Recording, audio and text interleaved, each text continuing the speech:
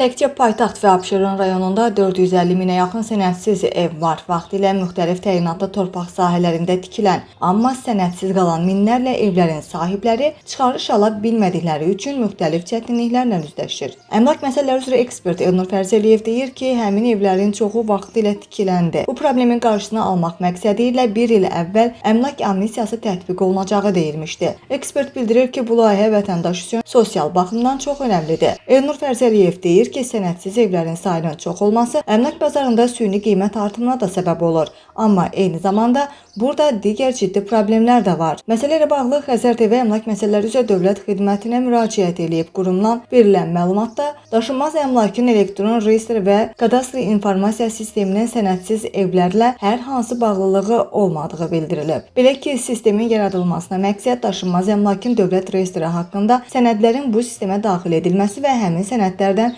istifadə edilməsidir. Onu da əlavə ediblər ki, bu sistem sənədsiz evlərin deyil, hüquq müəyyən edici sənədlərin olduğu daşınmaz əmlakların qeydiyyatı prosesini tam elektronlaşdırılmasını həyata keçirir deyə məlumatda bildirilib.